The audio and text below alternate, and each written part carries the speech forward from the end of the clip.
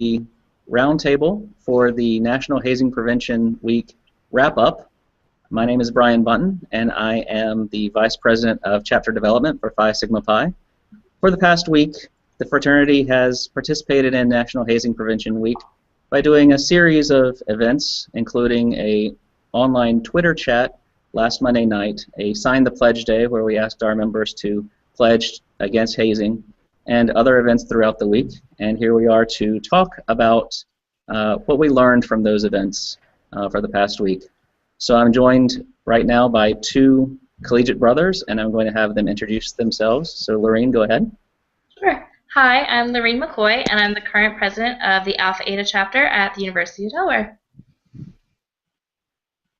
Hi, my name's Cookie. I'm the current president for the chapter of Epsilon Mu at UTSA. Okay, great. We will be joined shortly with Kim Novak, who is our special guest.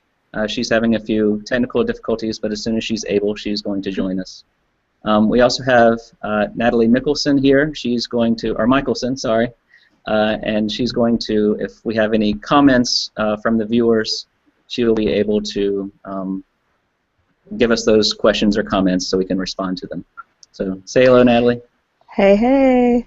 How are you guys doing? So if you guys have questions or comments about anything that we're discussing, if you go on the event page and just put them in the comment section, we'll kind of field them and discuss them together.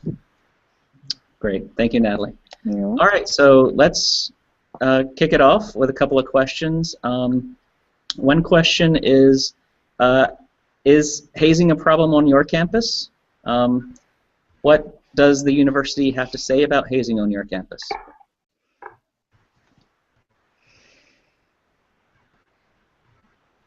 I can take it first if you want. Okay. So at Delaware, I would say that hazing has been an issue, but there have been significant strides in recent years to eliminate instances of hazing, both in the Greek community and other organizations as well. And they're kind of tag teaming it through like the Office of Student Conduct and like University of Delaware police and things like that. So groups that are found hazing face conduct sanctions, and that can range from probation to loss of recognition from our university. And when that happens, all the groups in Greek life are notified so that we no longer can co-host events with them, since that's a major risk issue. And all sanctions and the reason for those sanctions are listed online under the Greek Life webpage, so that prospective new members and other members of the community can see that as well. So that's also another deterrent for organizations that do haze. They, take that into consideration when they make their changes. Okay. Cookie, how about your campus?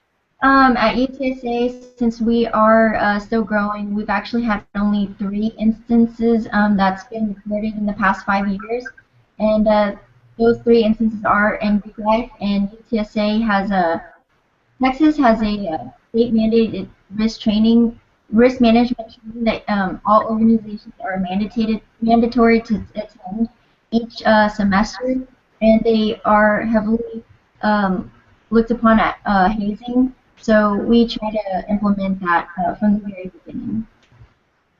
Okay. So what, in your opinion, is hazing? Cookie, what do you think? Hazing to me is like any type of bullying or making someone feel uncomfortable, whether it is physical or mental. It could obviously be anything from, like, say for example, a person doesn't like scary movies and you make them watch a horror movie, like that. That's simple. Okay. How about Lorraine? You went to the Novak Institute of Hazing Prevention. What did you learn from there about hazing is? I would say that it's anything that an individual has to do in exchange for something, whether it's membership to an organization or just to feel included within that organization. And I think that something people don't necessarily realize that I learned through the Institute is that it could be from a current member to a new member, but it also could be from a new member to a current or older member in an organization, which I think was definitely eye-opening during the Institute. And it can range from, like Cookie was saying, undue stress to physical things, and you never know what effect you can have on people because you don't know their backgrounds. And that was something else that they really stressed at the Institute, is you don't necessarily understand someone else's background, and if you don't take the time to get to know them on a deeper, more personal level, something that may not seem like hazing to you could actually be very traumatizing and traumatic for somebody else. Okay. So since it could be to, member-to-member hazing, do you think that hazing is really limited to the Greek community, to Greek letter organizations?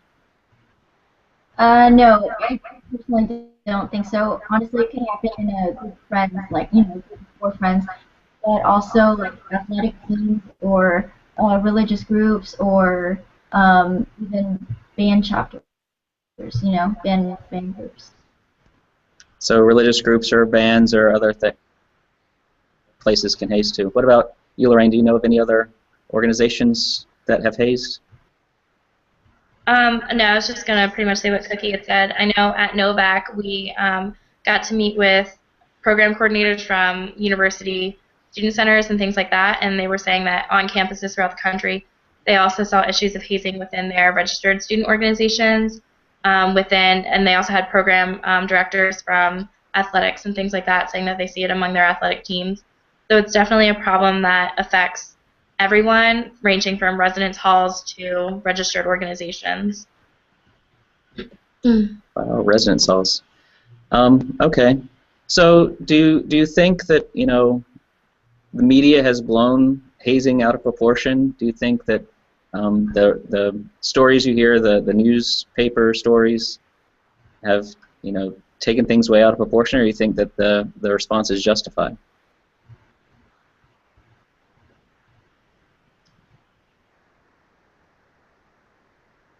I don't think it's been out of proportion at all.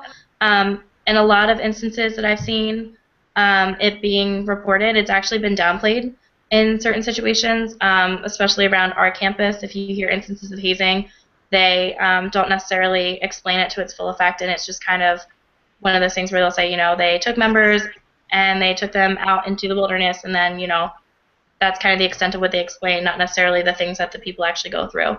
And it's something that should probably get a lot more attention than it is because people don't necessarily treat it as seriously as they should. Okay. What about you, Cookie? Yeah, I don't think that the news tells all the stories that are hazing or any kind of bullying.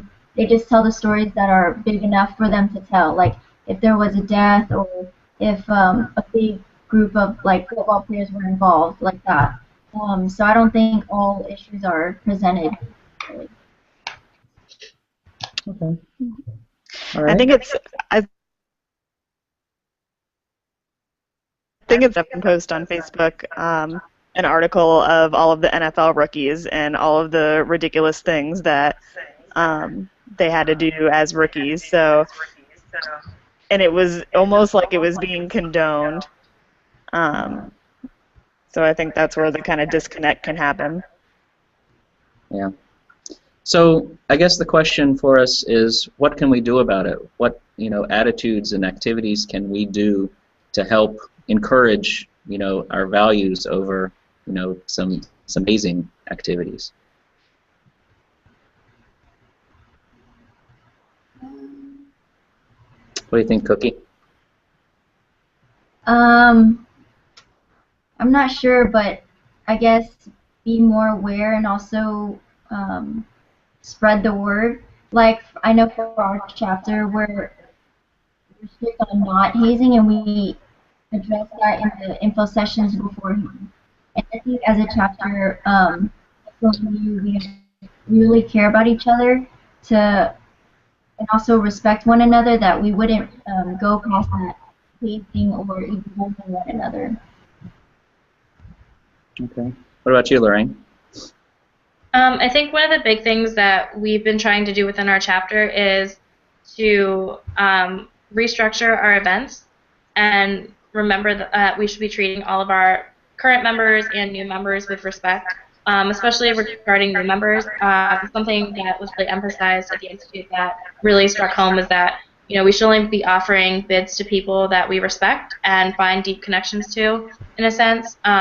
So they should never have to prove anything to us because we saw something in them when we met them at recruitment, and we saw something in them that made it so that we wanted to give them a bid to our organization. So if we felt that way, we should continue to respect them as an individual and give them a meaningful experience that's not in any way, going to be upsetting or traumatizing or anything like that.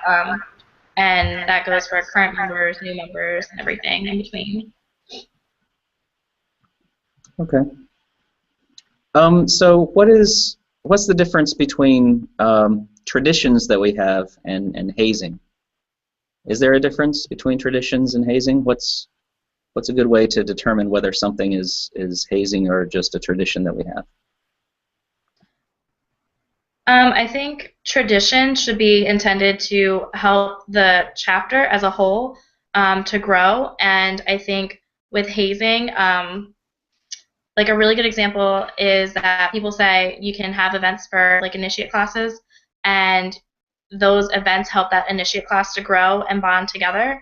And then something that Kim Novak explained at the Institute is that can actually create a fracture where that initiate class can bond and they'll really connect to one another through whatever experience they had, but then they could also lose respect for the greater organization and not necessarily respect the rest of the members as much because that tradition forged them together, but also distanced them from the rest of the chapter. So tradition should be something that everyone can participate in and everyone can have an equal part of that will help everyone to grow as a person and have a positive, meaningful experience.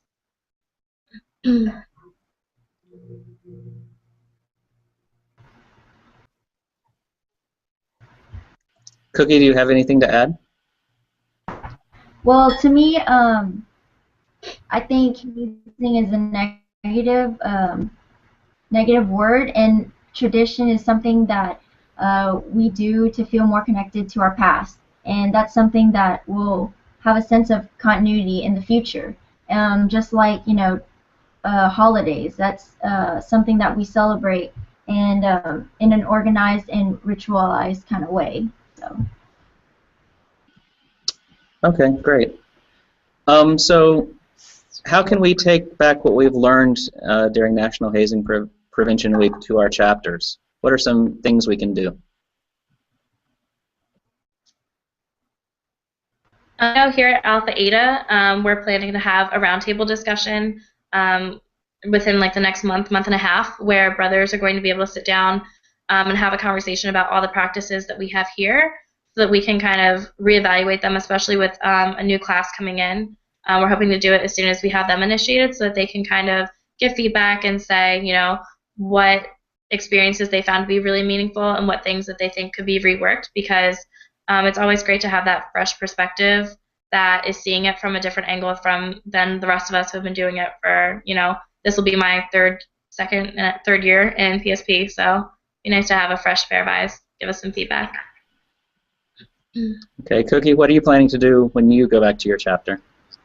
Honestly, probably kind of give them a wrap down of what's been going on with PSP, and then also with the state mandated risk management training, kind of inform them of the statistics that go on, because also a lot of people don't know the statistics across the board with it.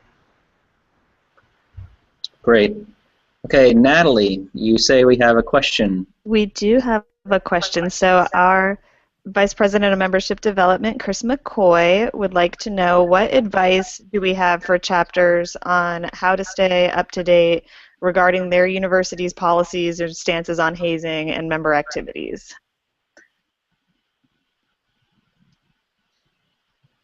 So I would say to really kind of establish that relationship with your university, reach out to your Office of Student Activities, reach out to your Greek Life office, and really kind of figure out what the policies and stances are, so that we are building those positive relationships, so that if something does come up, because these changes really happen rapidly, so if something does come up, we can go back to them and say they already have that positive relationship with Phi Sigma Pi. They're like, this happened, but you know, Phi Sigma Pi is a great organization and has good kids in it. So that's my biggest piece of advice, is just to have those relationships with your university and also with your consultant and the national office as well.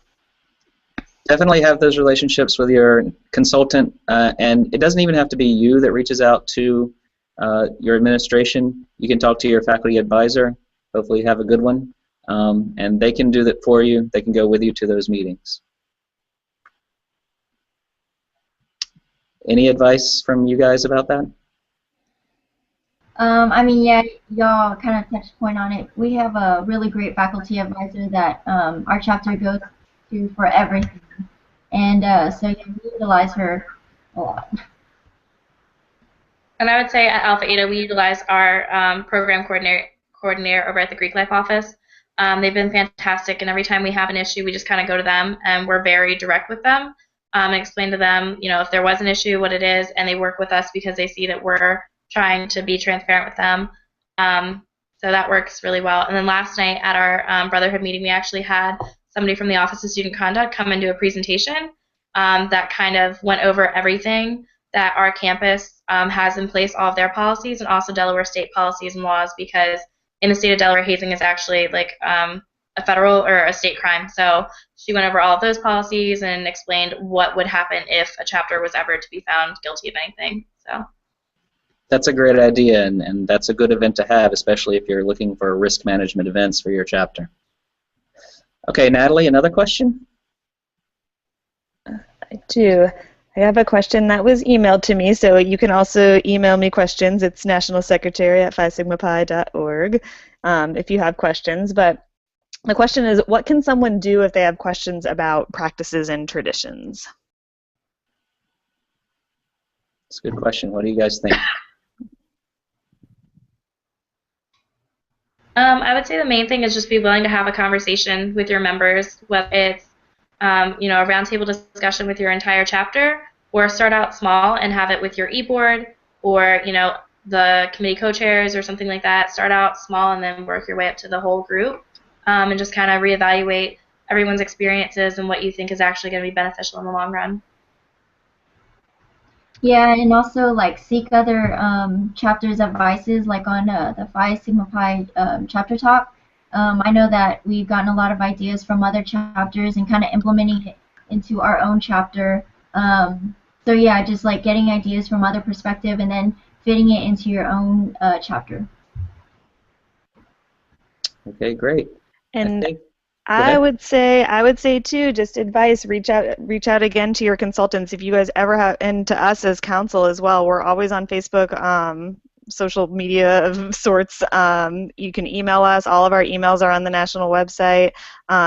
We would much rather have those conversations with you guys if you guys have questions, rather than deal with any kind of incident after the fact. So very, very open, and please, please, please come and talk to us if you ever have any kind of questions about any event. But your, you know, first line of communication would be your consultant, but we're always here for you guys. Yeah, and I want to say that just because National Hazing Prevention Week is over, that doesn't mean the conversation has to end. Definitely keep talking about these kind of issues with your other members, and even members of other organizations, your friends who are in other organizations, and just take a stand against hazing. I believe that's all the questions we have. Is that right? No. I just got another one. Okay, great. Go ahead. Keep them coming, you guys. So another question is, how can we engage our alumni in this discussion? This kind of goes back to the question of tradition. So how can we get our alumni involved?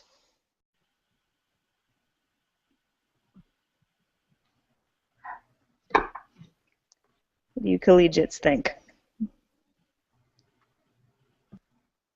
Well, at Alpha Eta, we have supportive alumni advisors who come back on a regular basis and are support, whether through physically being here or through emails and things like that. And I think the biggest thing is asking them what traditions were in place when they were here and what the purpose was behind it. Because getting to the root of the purpose, I think, is where you can start to figure out how to have events that are, you know, safe for your members and are actually hitting home, actually taking care of those traditions and things that people want to see. Yeah, we also have alumni advisors. We actually have two, and they're very involved. And one of our alumni advisors is actually the founder, so she still keeps in touch with all the other from her chapter and so forth. But yeah, we try to keep communications with them, inviting them to events like tailgating and banquets. So we try to keep close in contact through Facebook. Yeah, definitely remember that, they were collegiate brothers too at one point, and they've been through this and had similar issues. So their alumni are always a great resource for everything, speaking as one. Okay. I think that just about does it. I want to thank everyone for being here. Thank you, Lorraine. Thank you, Cookie. And thank you, Natalie, for moderating our discussion. I heard from Kim Novak. She's very sorry she couldn't join us, but we appreciate her trying and hope to have her join us for next year's National Hazing Prevention Week discussion. We are here on social media. Definitely put us in your circles on Google+.